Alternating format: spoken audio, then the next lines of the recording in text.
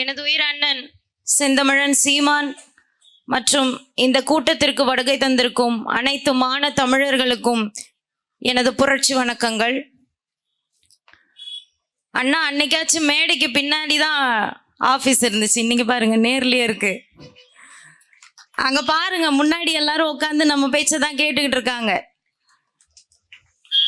இன்னைக்கு வரும்போது தேர்தல் பிரச்சாரம் பண்ணிட்டு வரும்போது ஒரு ஊர்ல நடந்த விஷயம் என்னன்னா, களஞ்சி மன்ன சொன்ன மாதிரி பரப்புரை பண்றதுக்கே நான் காசு கொடுத்து கூட்டி வச்சிருக்காங்க. இதுக்கு முன்னாடி பெரிய பெரிய தலைவர்கள் வந்தா அமைச்சர்கள் வந்தாதான் இருக்கைகள் காலியா இருக்கும்னு பணம் கொடுத்து கூட்டிட்டு வந்து மக்கள் உட்கார வைப்பாங்க.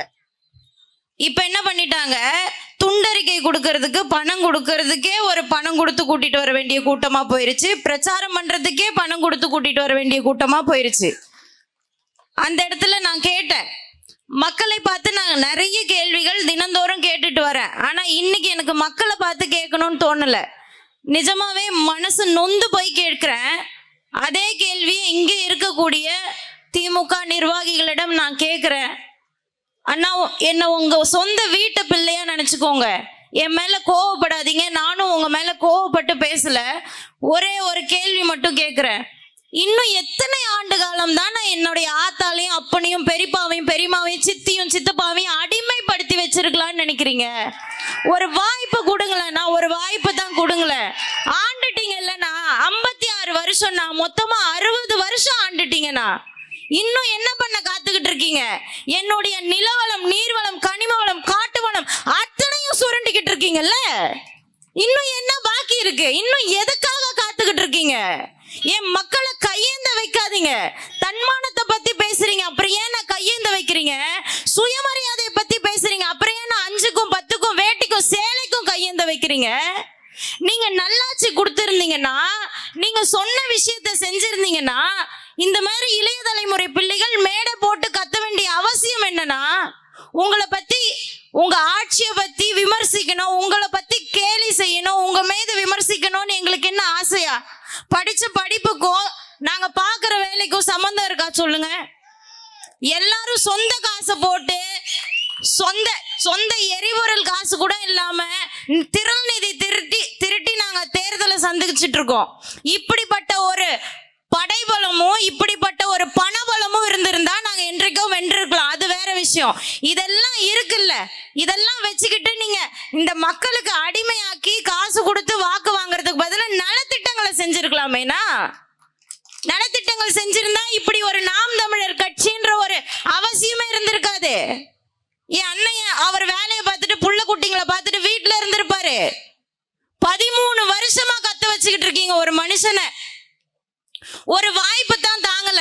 உங்க வீட்டு பிள்ளை கேட்கிறேன், உங்க வீட்டு பிள்ளை, நான் யாருக்கிட்டையும் சண்டைக்காரங்க காலில் விழுறதுக்கு பதிலாக சாட்சிக்காரன் காலில் விழுந்துடலான்னு சொல்லுவாங்கண்ணா. நான் கேட்கிறேன், உங்ககிட்டயே நேரடியா கேட்கிறேன், இது ஒரு இடைத்தேர்தல் தானேண்ணா? இது ஒரு இடைத்தேர்தல் தானே? 151 சட்டமன்ற உறுப்பினர்களை வச்சிருக்கீங்க. ஒரே ஒரு சட்டமன்ற உறுப்பினர், ஒரு பெண் பிள்ளைய தேர்ந்தெடுக்கிறதுக்கு ஒரு வாய்ப்பு கொடுங்க. உங்களிடம் நான் காலில் விழ மடிப்பிச்சு கேட்கல. என் மக்களுக்கு காசு கொடுக்காதீங்க. ஓட்டு தானா எங்களுக்கு வரும், ஓட்டு தானா வரும். ஆனா கடைசி நேரத்துல கொடுக்கக்கூடிய நீங்க 1000, 500, 5000 பார்த்துட்டு என் மக்கள் விழுந்துடுறாங்களே. இதுதானே வேணான்றோம். வேணும்னா நீங்க எங்களை போல கூட்டம் போட்டு பேசுங்க, ஆக சிறந்த பேச்சாளர்களை கொண்டு வந்து இறக்குங்க. நாங்களும் உங்களை போல ரசிக்கிறோம். நேத்து நடந்த கூட்டத்துல கூட நீங்க என்னன்னா பேசுனீங்க? வாக்களிப்பீர், உதயசூரியன் உதயசூரியன் உதயசூரியன் 5 தடவை சொல்றீங்க. இதை தவிர ஏதாவது நலத்திட்டங்கள் சொல்லி கேளுங்க. எங்களுக்கு வேலை இருக்காதுல்ல? எங்க வேலையை ஏன் நான் கெடுக்குறீங்க? சரி, படிச்ச படிப்புக்கு வேலை செய்யல, இதத்தான் ஒரு வேலையா செய்யணும்னு வந்தாலும் அந்த வேலையும் கெடுக்குறீங்க. ஒரு வாய்ப்பு கொடுங்க. அடுத்த தலைமுறை வருது, அதற்கு வழி விட்டு ஓரமா போய் உட்காருங்கன்னா. எத்தனை தடவை இடைத்தேர்தல் இந்த விக்கிரவாண்டி சந்திச்சிருச்சு, திரும்பவும் சந்திக்கணுமா? உங்ககிட்ட இருக்கிற அமைச்சர்களோ வேட்பாளர்களோ எல்லாருமே 60 வயதிற்கு மேல் உடையவர்கள் தானேண்ணா? திரும்பவும் ஒரு இடைத்தேர்தல் வரணுமா? ஒரு இளைய தலைமுறைக்கு வாய்ப்பு கொடுத்து தள்ளி போங்க. எல்லாருமே, நான் போய் வாக்கு சேகரிக்கக்கூடிய ஊர்ல எல்லாருமே கேக்குறாங்க, எல்லா பெண்களுமே நான் என்ன வாக்குறுதி வேணாலும் நான் வாயை திறக்கிறேன், அதெல்லாம் வேணாம் டாஸ்மார்க்க மூடுவியா, அந்த கருமத்தை மூடுவியான்னு கேக்குறாங்க. மனசு வேகுது. ஒரு பெண்ணா எனக்கு அந்த வலி புரியுது. இந்த டாஸ்மார்க்க மூடுறதுக்கு உங்களுக்கு என்ன வலிக்குது சொல்லுங்க? இத்தனை பேரோட தாலிகளை அறுத்து தான் நீங்க ஆட்சி அமைக்கணுமா, ஆட்சியை நடத்தணுமா? எனக்கு ஒரு கிஃப்ட் எனக்கு வர வழியில ஒருத்தவங்க கொடுத்தாங்க. அதை நான் மேடையில பிரிக்கலான்னு ஆசைப்படுறேன். ஒரே நிமிஷம். அதை பிரிச்சு கொடுங்கண்ணா, அதை பிரிச்சு கொடுங்க. அது என்னன்னு எனக்கு தெரியல. ஒரு பொதுமக்களா என்கிட்ட இதை கொடுத்தாங்க. நீ இன்னைக்கு சாயங்காலம் பொதுக்கூட்டம் பேசும்போது அதை பிரிச்சு பார்த்து அதுல இருக்க விஷயத்தை எடுத்து சொல்லுமான்னு சொன்னாங்க.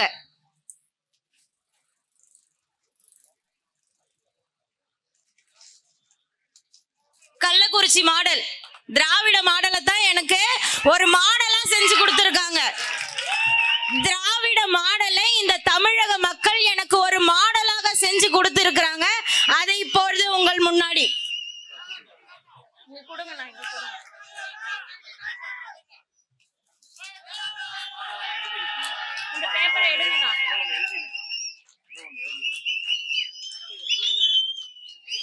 இதுதான் திராவிட மாடல், இதுதான் திராவிட மாடல். இந்த கருமத்தை வச்சு தானே நீங்க ஆட்சி அமைச்சுக்கிட்டு இருக்கீங்க.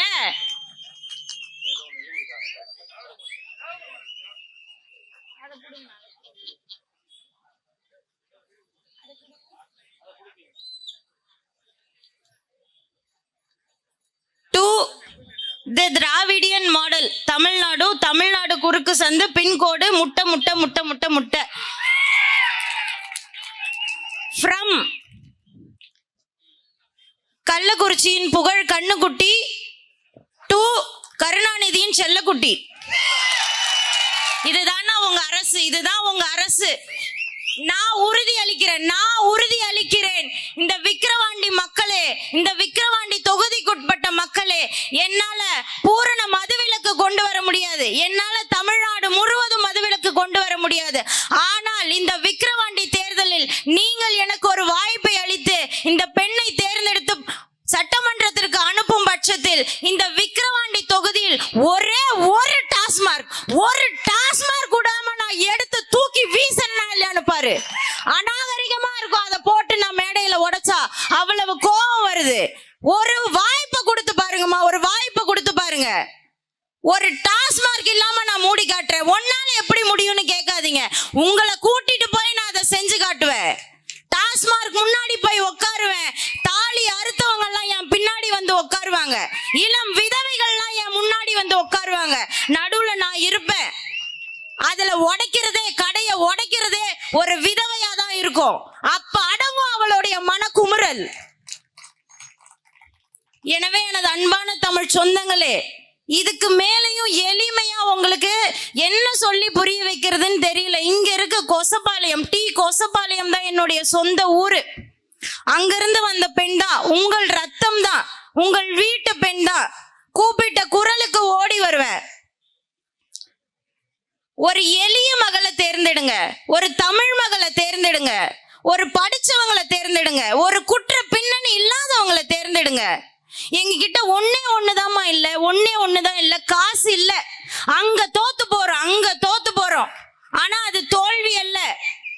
என்னுடைய அண்ணன் 2 நாளைக்கு முன்னாடி பேசினாங்க பாரு, மக்களிடம் நீ எத்தனையோ முறை தோர்த்து விட்டாய், அற்ப தேர்தலில் மட்டும் தானடா நீ வெற்றி பெறுகிறாய் என்று. அதுதான் நடக்குது. அற்ப தேர்தல்ல மட்டும்தான் நீங்க வெற்றி பெறுறீங்களே தவிர இன்னைக்கு இல்லைனாலும் என்னைக்குனாலும் என்னுடைய அண்ணன் செந்தமிழன் சீமான் ஜார்ஜ் கோட்டையில ஏறுவார்.